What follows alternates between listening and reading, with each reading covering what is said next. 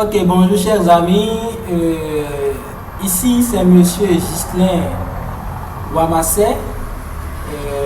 Je suis journaliste et bienvenue encore une fois dans notre émission La vie de couple. Aujourd'hui, nous avons invité un monsieur très connu qui fait beaucoup dans la foi chrétienne. Je vais parler de monsieur Carlos Wekande, qui est directeur d'une entreprise de communication digitale. Il est également professeur assistant en management et en ressources humaines. Il est aussi pasteur. Bienvenue, monsieur Carlos Wekande. Monsieur Wamassé, bonjour. J'aimerais que vous vous présentez encore une fois pour les téléspectateurs, je vais dire, les amis qui sont en train de nous suivre. Je voudrais que vous vous présentez encore une fois. Bon, comme vous l'avez déjà dit, je dirige une entreprise de communication digitale, professeur assistant en management des ressources humaines et en communication, et je suis serviteur de Dieu. Ce point pour moi est très important. Serviteur du Dieu vivant, par la grâce de Dieu. Ok, aujourd'hui nous allons aborder un thème que nous rencontrons tous les jours, que nous rencontrons la plupart du temps dans les foyers, dans les ménages. Un thème qui est d'actualité, je vais dire, parce que beaucoup de jeunes d'aujourd'hui s'orientent vers ce thème. Je veux parler du mariage. Avec le frère Carlos Wekande, nous allons décrypter un peu ce que c'est que le mariage. Monsieur Carlos, c'est quoi le mariage? Merci Monsieur Ghislain. Je dirais tout simplement que le mariage est l'union d'un homme et d'une femme. Je précise bien cela parce que pour moi, toutes les formes d'union, pour moi, c'est l'union d'un homme et d'une femme dans le but de procréer et d'en tirer profit et plaisir. L'union d'un homme, d'une femme pour procréer et tirer plaisir et profit. Donc, si je comprends bien, le mariage, c'est l'union d'un homme, d'une femme pour procréer et pour jouir et en tirer profit. Oui. Donc, c'est ça. Ok, pouvez-vous nous donner plus d'explications? Je voudrais que vous nous expliquiez un peu plus, allez plus en profondeur, parlez-nous, dites-nous en réalité ce que c'est que le mariage. Le mariage dans sa complexité. Voilà. Le mariage, c'est quoi, monsieur Carlos? Monsieur Ghislain, merci. Vous savez, comme j'aime souvent le dire, on ne peut pas parler du mariage sans parler de celui qui a institué le mariage. Et ça, beaucoup n'aiment pas qu'on le dise. Mais ce n'est pas un homme qui a institué le mariage. C'est le Dieu Tout-Puissant qui a institué le mariage. Exactement comme nous voyons le soleil se lever et le soleil se coucher. Ça, tout le monde sait que là, c'est Dieu. Donc, même chose pour le mariage. C'est Dieu qui a institué le mariage. La pensée du mariage, eh bien, c'est Dieu même qui a mis ça sur pied. Pourquoi? Parce que lorsque Dieu a créé Adam avait été dans le jardin, Adam avait tout à son actif, et bien rien ne manquait à Adam. Les animaux étaient là, les végétaux étaient là, mais la Bible nous dit que Adam n'a pas trouvé l'être qui était semblable à lui. C'est pour dire que Adam ressentait toujours un vide en lui. Il y avait une sorte de vide dans Adam que ni les fruits, ni les animaux ne pouvaient combler. Et Dieu a remarqué cela, Dieu a vu cela. D'où la phrase célèbre, il n'est pas bon que l'homme soit seul. Je lui ferai une aide qui est quoi? Semblable à lui. Et c'est là que Dieu plonge Adam dans un profond sommeil. Et maintenant, de Adam, de l'une de ses côtes, maintenant, Dieu fera quoi? La femme. On parle de femme parce que femme signifie tirer de l'homme. Elle est une aide pour l'homme. Donc, c'est de là que la femme est née, parce que Dieu voulait que l'homme soit épanoui sur tous les plans.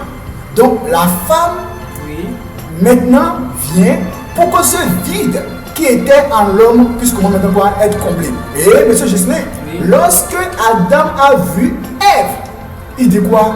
Voici maintenant la chair de ma chair, l'os de mes os. On l'appellera quoi? Femme, car elle a été tirée de l'homme. Voilà, donc c'est ça en réalité la base même, la fondation de l'union entre l'homme et la femme. Toute autre union, union d'un homme et d'un animal, union d'un homme et d'un homme, femme et d'une femme, tout ça, ce sont des erreurs monumentales que les hommes commettent et ça attire forcément le courroux de Dieu. Merci beaucoup. Et pouvez-vous nous dire, parce qu'aujourd'hui nous avons remarqué que beaucoup de jeunes, il y a beaucoup de jeunes aujourd'hui qui veulent aller vers le mariage. Vous voyez, il y a beaucoup de jeunes qui sont prêts à aller vers le mariage, qui sont prêts, qui ont cette foi. Est-ce que vous pouvez nous dire un peu les difficultés? Parce que lorsque vous voulez aller quelque part, il faut prendre le temps quand même de se rapprocher des personnes qui ont déjà fait l'expérience, prendre conseil pour savoir comment marcher, pour savoir comment évoluer. Vous pouvez nous dire un peu quelles sont les causes, les difficultés que nous rencontrons souvent en tant que jeunes, en tant que chrétiens dans le mariage?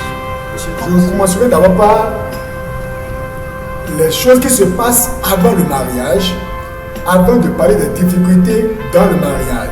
Parce que rien ne se perd, rien ne se crée, tout se transforme. Et on dit souvent que tel on fait son lit, tel on se couche.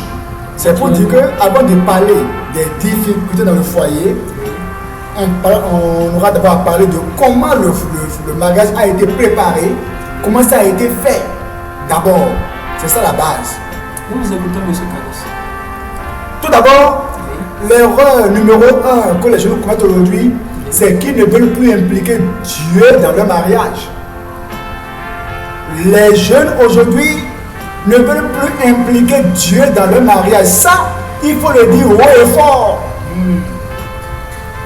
Les jeunes pensent qu'il suffit de voir un jeune garçon qui me plaît, une jeune fille qui me plaît, quelqu'un qui est calme, quelqu'un qui a de l'argent, et puis je dis waouh, j'ai trouvé l'homme qu'il me faut, la femme qu'il me faut.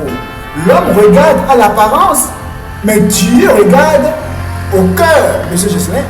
L'homme regarde à aujourd'hui, mais Dieu regarde à quoi? À demain.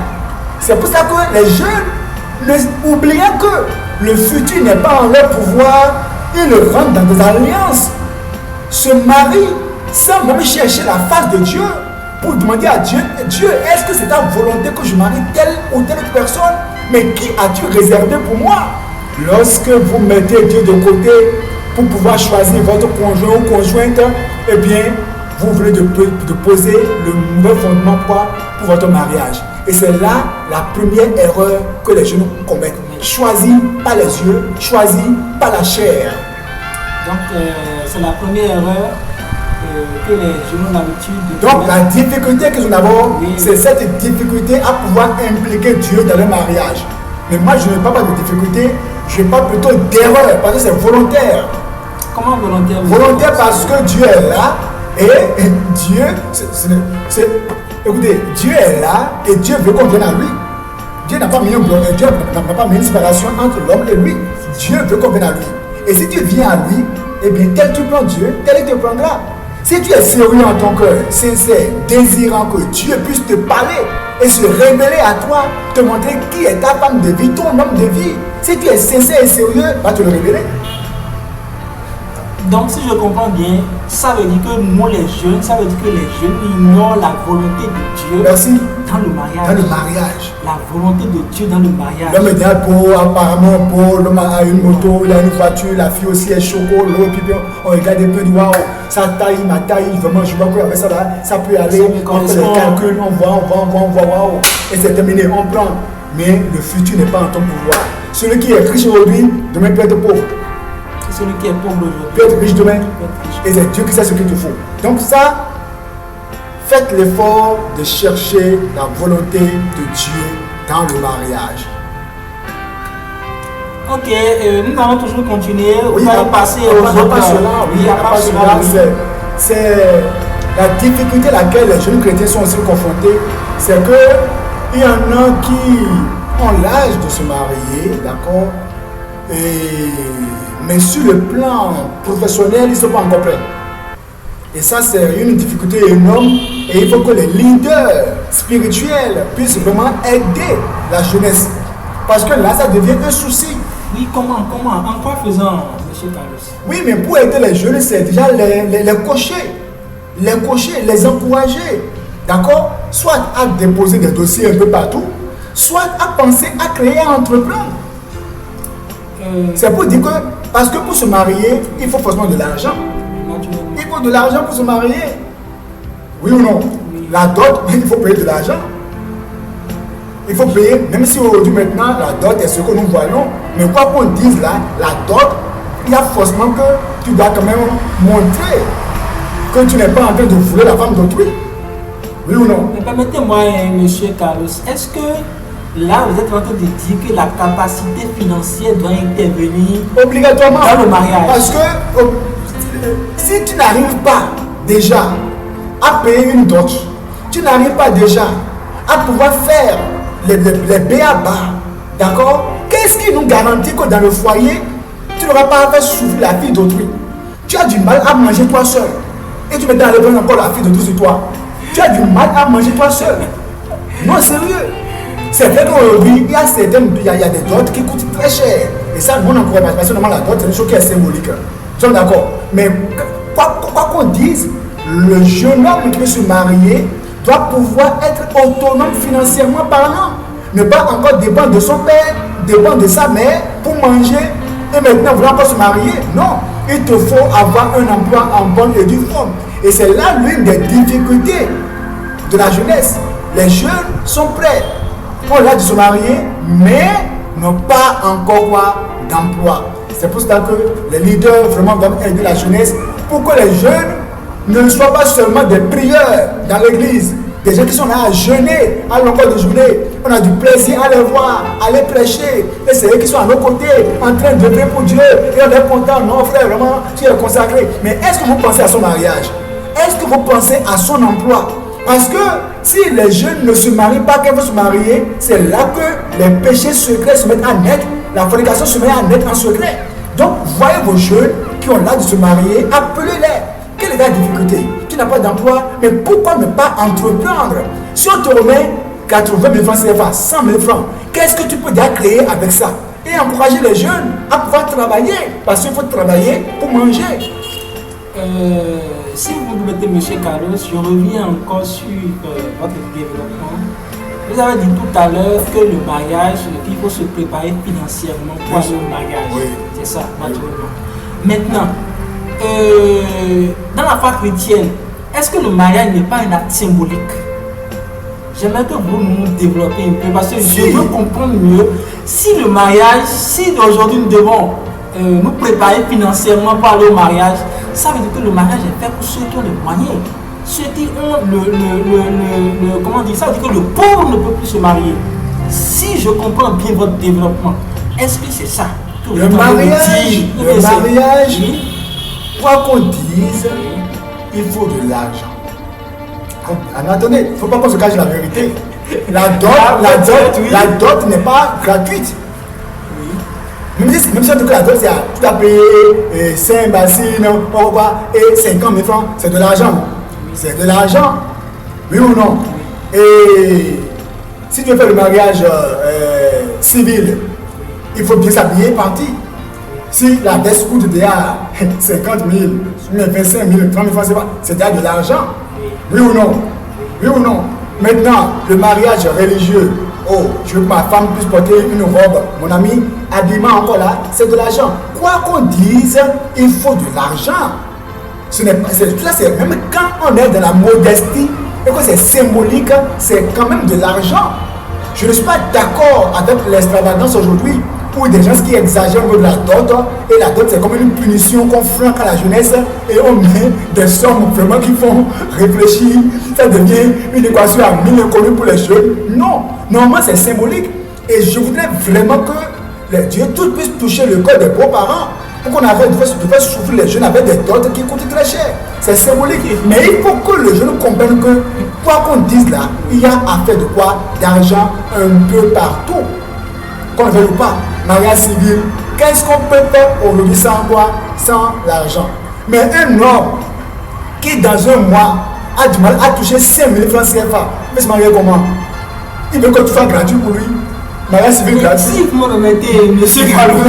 Donc d'abord comprenons que, quoi qu'on dise, même si tout est symbolique, tout devrait être symbolique. Voilà. Et même si tout est symbolique là, quoi qu'on dise, c'est l'argent. Allez faire mariage civil là, on va payer aussi pour mariage civil, on paye à la mairie. On paye, non, c'est l'argent ou non. Quoi qu'on dise, il y a de l'argent, donc l'homme, il faut qu'il le sache, il faut un peu d'argent pour se marier. On ne dit pas que quand tu vas faire ton mariage religieux où le Seigneur bénit votre mariage, il n'y a aucune contrainte qui vous dit d'aller faire une réception. Voilà. Non, il n'y a pas de contrainte. Ça là, c'est juste les bonnes manières. Et ce n'est pas obligatoire, pas du tout. Si tu veux, après le mariage, après la bénédiction nuptiale, tu peux dire, moi, ma femme, je te prends, on rentre chez nous à la maison. Là, ce n'est pas un péché. Si on fait mariage, on fait la réception, c'est juste pourquoi? Pour pouvoir remercier Dieu pour tout ce qu'il a fait pour nous. Donc, il ne faut pas que je regarde le côté réception pour dire que le mariage chrétien coûte cher. Non. Réception, là, c'est quand tu veux que tu fais. Mais la dot, c'est obligatoire. Le mariage civil, c'est obligatoire, mon ami. Et aussi maintenant quoi? Dieu qui a institué le mariage, il faut qu'il vous bénisse à la fin de toutes choses pour que tu entres dans le foyer heureux et avec quoi? La bénédiction de Dieu. Tout ça là, c'est les étapes à ne pas brûler. Mais réception, si tu veux, tu fais. Tu fais comme tu veux. Tu peux donner aux gens pain avec des sacs. Tu peux donner pain sans douche, mais sans aux gens avec de l'eau. Ce que tu as, tu donnes et puis c'est terminé. Mais ne pas dire comment aller faire entrer, sortir, résistance numéro 1, résistance numéro 2, non, pas forcément. Okay, merci beaucoup, M. Carlos, pour le développement, mais est-ce que pensez-vous, quelle est la solution qu'on peut apporter? Parce que vous avez cité des difficultés que les jeunes rencontrent dans le mariage, des petites difficultés. D'accord.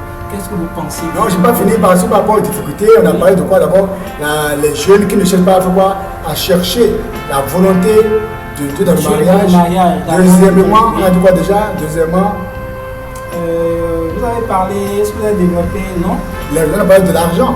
Côté emploi où les jeunes ont du mal, ne sont pas encore au tronc financièrement, mais il y a aussi comme difficulté la pression des parents, la pression des pères, la pression des collègues.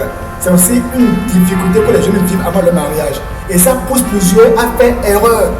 Tu as quel âge? Tu as 25 ans. Bako Dassoua, Bako Rochebé, Bako Dassou, mais dès qu'on donne Dassoua, chez vous là c'est quoi? Chez vous là-bas, il n'y a pas de mariage, c'est pourquoi ça traîne comme ça? Pourquoi ça fait la tuer vieille sous mon toit? Et il y a cette pression qui est derrière les jeunes, et finalement le jeune, il va s'accrocher au premier qui vient.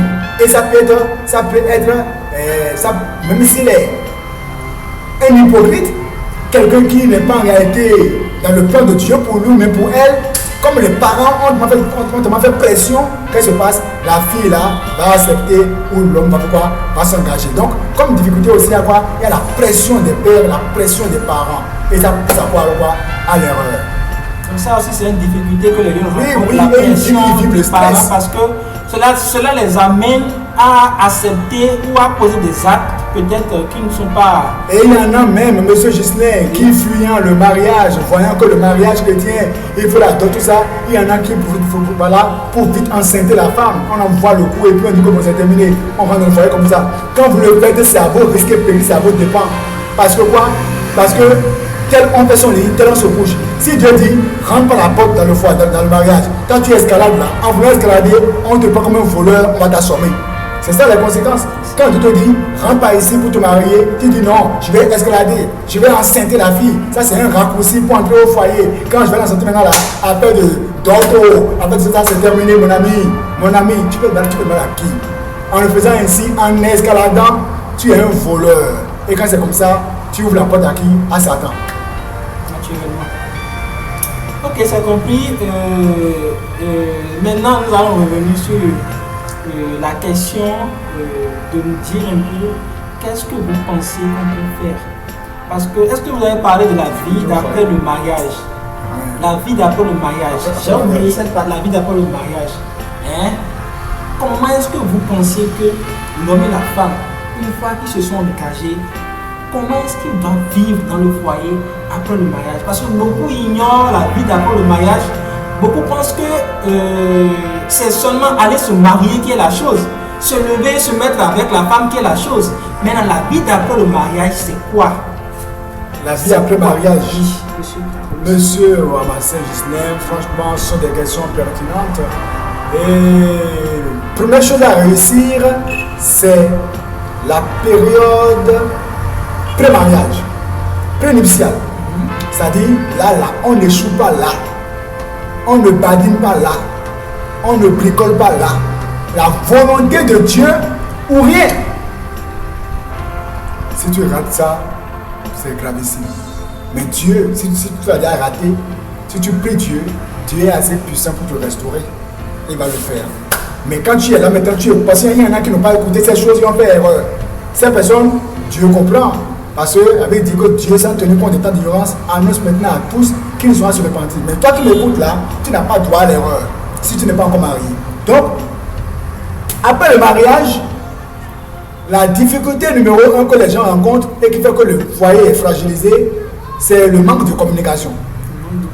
Oui, parce que quand on n'est pas encore marié là, tout le temps, par portable, on peut s'écrire au moins à toutes les tranches horaires.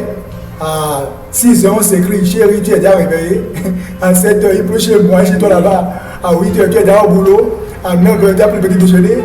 À 10h, tu fais quoi maintenant? À 11h. Et puis, on est de communiquer avec son fiancé à tout bout de champ. Et c'est intéressant. Très intéressant. Pardon? Très intéressant. Ah oui. Mais après le foyer, après, du moins, une fois dans le foyer, nous avons tendance à ne plus communiquer. On ne communique plus assez. On ne parle plus assez. Mais dans le foyer, si nous négligeons la communication, il y aura des non-dits. Et quand il y a des non-dits, il y a des suspicions. Des suspicions. Quand vous ne communiquez pas assez entre vous, mari et femme, et que l'homme vient, il est fatigué, il se couche, la femme elle est là, elle est assise, et que c'est toujours comme ça, ou bien l'homme vient, c'est son téléphone portable, il prend, il manipule, et c'est maintenant avec le téléphone portable qu'il cause à longueur de journée. Tout ça, ça fragilise quoi alors? Le foyer. Donc, ce qui solidifie le foyer d'abord, c'est la communication. La communication. Il faut parler de tout et de rien. Même ce qui semble ne pas être important pour toi peut l'être pour madame, peut l'être pour monsieur. Tu peux manquer de dire un détail à monsieur et ça va te coûter cher. Parce que c'est un détail dont tu as besoin. Donc il faut causer de tout et de rien et ne pas garder des choses dans son cœur. Voici un point important. Maintenant, il y a d'autres personnes qui disent que dans le foyer, dans la vie d'après le mariage, qu'il faut que la femme se soumette à l'homme. Mais aujourd'hui, nous remarquons que nous avons l'histoire de parité qui fait que dans beaucoup de foyers, dans beaucoup de mariages, les femmes ne plus trop se soumettre, se soumettre 100% à l'homme. Les femmes se voient déjà à la hauteur aussi de pouvoir répondre à certaines choses. Que pensez-vous de cela? Est-ce vrai que dans le mariage, que la femme doit être à obligation de se soumettre à son Donc nous disions, M. Gisèle, tout à l'heure qu'il y a le manque de communication qui est un problème. Oui. Le manque de soumission de la femme est aussi un problème terrible. Ah bon? Ah oui. Dieu n'a pas dit à l'homme de se soumettre. Dieu a dit à l'homme, aime ta femme. Et il dit à la femme, soumets-toi. La soumission ne veut pas dire que tu es en position de faiblesse. Non. La soumission, c'est une force. Alors il dit que Jésus-Christ s'est humilié lui-même, se rendant obéissant. On dit, il n'a pas regardé son égalité avec Dieu comme une proie à arracher. Mais il s'est humilié lui-même, se rendant obéissant jusqu'à la mort de la croix. Jésus-Christ s'est soumis. Il est allé à la croix. Il a été crucifié. Alors il dit que c'est pourquoi Dieu l'a souverainement élevé maintenant, lui donna le nom qui surpasse tout nom, afin qu'au nom de Jésus, tout genou fléchisse dans les cieux, sur la terre et sous la terre, et que toute langue confesse que Jésus-Christ est Seigneur à la gloire de Dieu le Père. Ça veut dire quoi? C'est pour dire que Jésus-Christ qui s'est humilié, ce n'était pas une faiblesse. Mais qu'est-ce qui en est ressorti? Il a reçu le nom qui surpasse quoi? Tout nom. C'est pour dire que la femme qui se soumet à son mari, c'est la femme qui sera honorée. C'est elle qui sera aimée. Parce que nous les hommes, nous n'aimons pas les femmes qui sont insoumises. Aucun homme n'aime une femme insoumise. Quand la femme est soumise, eh bien, l'homme est condamné à l'aimer. Et on ne parle pas de la soumission avec le cerveau. On parle de la soumission avec le cœur. Ce n'est pas je me soumets quand j'ai tort, mais quand j'ai raison, je ne me soumettrai pas. Non, non, non. La soumission, quand tu as raison ou pas, quand les hommes sont en train de délirer ou pas, tu te soumets d'abord. On se soumet d'abord. Mais quand l'homme dit A, tu dis B, C, K, Z, là, tu veux détruire quoi? Ton foyer. La femme doit se soumettre. Donc il y a quoi? La communication qui est importante. Oui. La femme doit se soumettre, mais l'homme, lui, doit aimer sa femme. Dieu n'a pas dit à la femme, aime ton mari. Dieu connaît comment chaque homme est constitué, chaque être est constitué. Dieu sait que la femme aime un homme, la femme est attachée à l'homme. La femme, quand elle aime un homme, pour une femme qui est normale, qui n'est pas enchaînée par des vices de ce monde, quand la femme, en vérité, quand elle aime son homme, elle n'a plus les yeux dehors. Ça, c'est la femme, ça. Mais l'homme, lui, il a tendance à avoir les yeux dehors. Et Dieu dit à l'homme, toi là, toi homme là, je te connais, aime ta femme. Aime ta femme. Parce que tu peux te tenter à regarder au dehors. Aime ta femme. Donc l'homme, c'est la tentation de faire quoi alors? De chercher au dehors. Dieu dit quoi? Aime ta femme qui est à l'intérieur. Maintenant Dieu voit la femme, Dieu dit toi là. Non, tu n'as pas de problème d'amour, toi tu aimes. Mais toi là, il faut te soumettre. Parce que l'homme est autoritaire. L'homme a l'autorité. Maintenant toi parfois la femme, tu seras tenté maintenant à te reporter. Oui, mais comment? Je suis tout le temps en bas là. Il faut maintenant que je lui montre que je suis là. Au moins moi-même, je suis là. Dieu dit non. Reste là où tu es, soumets-toi. Donc si l'homme aime sa femme, la femme, elle est soumise. Il y a la communication, ça n'est fini, et sur un foyer heureux. Mis à part cela, il y a l'affection. L'affection, c'est très important. Parce que quand on se marie nouvellement là, oh, c'est si doux. C'est si beau. Les débuts. Chérie, tu es là. Les messages, chou, les appels, fleurs, les mots doux, mon cube. Les mots sont si doux. Mais c'est ça l'affection. C'est ça l'affection. Dire des choses qui vont montrer la personne que réellement tu l'aimes. Être attentionné. Être tendre envers la femme. Ils sont d'accord? Donc lorsque il y a l'affection, mais quand souvent les femmes sont plus affectueuses que les hommes. Je n'ai pas dit tous les hommes.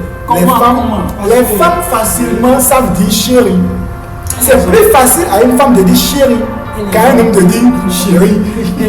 Parce que les hommes, souvent, il y a en eux cette sorte de féodalité, d'accord? Et puis, non mais écoutez, celui qui est autoritaire a du mal souvent à être affectueux. Celui qui est autoritaire, allez voir dans le haut village, les rois sont là, les femmes se soumettent, les femmes s'abaissent devant les rois, tout ça. Mais combien de rois peuvent dire ma chérie, ma femme? Attendez que je termine là, parce que là, souvent, lorsque les femmes sont plus affectueuses que les hommes, et si la femme est affectueuse et que l'homme lui n'est pas affectueux, finalement la femme ne le sera plus. Parce que ça doit être dans les deux sens. Ou si c'est l'homme qui est, parce que les hommes sont très affectueux et la femme ne l'est pas du tout. Il y a des femmes chrétiennes qui sont comme des villageoises, excusez-moi. Et puis quand elles ne connaissent rien du tout. Et puis l'homme te dit chérie, tout ça, et puis c'est elle qui se joue à la trophée de la maison. Elle a la trophée, et puis on dit une trophée, mais un trophée, ça va, un trophée, oui, un trophée, merci, un trophée. Donc, et puis c'est la femme qui est le trophée, et puis tout le monde, et puis c'est l'homme qui doit la choyer, tout ça. On la choisit, chérie, ma belle, ma bébé. Et puis elle ne dit jamais mon mari, mon bébé, tout ça. Finalement, l'homme ne le dira plus. Mais quand c'est dans les deux sens, le foyer sera heureux. Donc, communication. Affection, attention. Maintenant, il y a un point que je voudrais soulever, M. Carlos. Oui. Il y a beaucoup qui disent que l'affection commence par prendre de la distance lorsque l'enfant naît entre l'homme et la femme. Qu'est-ce que vous en pensez? Est-ce que c'est vrai? Là, notre temps est en train de partir beaucoup là, parce que là, maintenant, oui, effectivement, Oui. avant de venir à ce point, l'une des choses qui brise le foyer, c'est lorsque sur le plan sexuel, l'homme n'assume pas correctement. Ou, non, il faut le dire, c'est un sujet sérieux. Oui. Lorsque l'homme n'assume pas correctement, ou que la femme elle est tout le temps fatiguée, il y a des choses qui brisent le foyer. Ainsi, vous me permettez, lorsque vous dites que l'homme n'assume pas correctement, vous mettez quoi dedans? L'homme n'assume pas, ça veut dire quoi en fait? L'homme doit assumer comment? L'homme doit bien faire l'amour à sa femme. Bien faire l'amour comment? Je n'irai pas dans ces détails parce que c'est parce qu'aujourd'hui nous avons remarqué que les jeunes aujourd'hui se dopent, puis ça donne à certaines pratiques pour pouvoir satisfaire leur femme. Non, on ne dit pas d'aller jouer à des scènes pornographiques avec sa femme. On ne demande pas d'aller jouer à des scènes pornographiques avec sa femme. Ta femme n'est pas une prostituée. Il y en a qui pensent qu'ils peuvent regarder un film pornographique pour faire l'amour. Quand tu es un chrétien, et qu'il y en a qui pensent qu'on peut prendre, on peut mettre un CD pornographique et la pornographie n'est pas le modèle pour faire l'amour à sa femme. Parce que déjà le fait que vous plongez vos regards dans la nudité d'autrui, c'est un péché. L'homme n'est pas autorisé à plonger vos regards dans la nudité de quelqu'un qui est à la télévision mais qui est sur un CD. Non. Faire l'amour, ce que nous montre la pornographie, eh bien ce n'est pas ça la réalité. C'est des gens qui se dopent, c'est des gens qui font des chirurgies pour que les parties du corps puissent bien paraître. Et ça brille et puis c'est attrayant. C'est juste pour capter la pensée de l'homme. Et c'est une chose qui vient du diable. Donc l'homme, pour pouvoir, parce que c'est le prix que tu donnes à ta femme qu'elle prendra. Si tu te mets à te doper pour faire l'amour avec ta femme, sache que tu vas l'habituer à ça. Et à un moment donné, quand ça veut dire à ça, c'est qu'à un moment donné, quand tu vas vouloir laisser ça, d'abord, elle sera plus satisfaite, d'abord. Et deuxièmement, toi aussi là, en se dopant, on finit par tomber dans quoi? Dans la faiblesse sexuelle, parce que tes nerfs seront quoi? Fatigués. Parce que quand tu te dopes là, tes nerfs sont bien tendus, mais après, les nerfs seront fatigués. C'est comme ça. Donc, du coup, là, quand on dit bien faire l'amour avec sa femme, ça veut dire quoi? Eh bien, savoir comment l'entretenir pour qu'elle puisse sentir que vraiment tu l'as. Savoir comment la satisfaire. C'est tout. Donc, ça, c'est un boulot les deux. On ne peut pas faire ça ici. On ne peut pas faire ça ici. D'accord. Donc, Monsieur Carlos, je pense que nous terminons déjà vers la fin de notre développement. Je pense que beaucoup de jeunes ont compris déjà ce que c'est que le mariage et comment il faut se préparer pour aller au mariage et quelles sont les difficultés qu'ils auront l'habitude de rencontrer dans le mariage. Vous voyez un peu, donc il faudrait que les jeunes comprennent aujourd'hui que, premièrement, vous avez parlé de la disponibilité financière. Oui, c'est un point crucial. Il y a d'abord la difficulté, mais le non-désir à chercher la face de Dieu pour savoir qui est l'homme de Dieu. La volonté de Dieu dans le mariage. Très important. Savoir comment Dieu vous parle. Dieu parle, soit par la Bible elle-même, Dieu peut parler par des visions, Dieu parle par des songes, Dieu peut te parler par une forte impression de sa voix dans ton cœur. Dieu peut te parler par une succession, extraordinaire des événements. Les choses sont consécutives, s'enchaînent de manière extraordinaire. Dieu peut te parler encore même par n'importe qui, par n'importe quel homme. Reste seulement attentionné, attentif, sois intime à lui, tu vas te parler. Donc, je pense qu'on est déjà à la fin de notre émission. Je voudrais remercier le frère, Monsieur Carlos Recandé. Votre mot de fin, s'il vous plaît. Merci, Monsieur Ghislain. C'est pour moi un plaisir de venir ici pour causer. Plaisir partagé. Merci. Et donc, je voudrais dire à la jeunesse de ne pas avoir peur du mariage. Il y en a qui sont autour de vous qui mystifient le mariage. Quand on voulait se marier, les gens nous disaient mariage, mariage, qu'est-ce qu'il y a dedans? Qu'est-ce qu'il y a dedans? Mais ils disent mais ils sont tous dedans eux. Ils crient, mais ils sont dedans. On dit, mais écoutez, qu'est-ce qu'il y a dedans qui fait peur? Non. Tel on fait son lit, tel on se couche. Sois seulement décidé et engagé à faire la volonté de Dieu dans le mariage. Cherche sa face. Ne te laisse pas à la chair. Deuxièmement, fais des difficultés financières. Dieu, ça veut dire que l'argent de 8, l'or et l'argent appartiennent à Dieu. Cherche sa face. Dieu va trouver les portes. Si tu n'as pas d'emploi, eh bien, cherche à créer et à entreprendre. Et troisièmement, dans le foyer, fais tout possible pour garder quoi? La communication le partenariat, l'affection, l'attention et aussi vraiment bien prendre soin de ta femme sur tous les plans, je dirais. Donc, merci beaucoup, monsieur Carlos Bekandé. Merci, chers amis, et merci, chers téléspectateurs. Je pense que nous allons dire à la prochaine. Oui, monsieur, merci beaucoup, à la prochaine. Et soyez toujours connectés pour quand même vivre d'autres développements avec notre pasteur, notre directeur, je vais dire notre autorité, monsieur Carlos Bekandé, qui certainement sera là prochainement pour développer d'autres thèmes avec vous. Donc c'était le mariage. Merci et à la prochaine.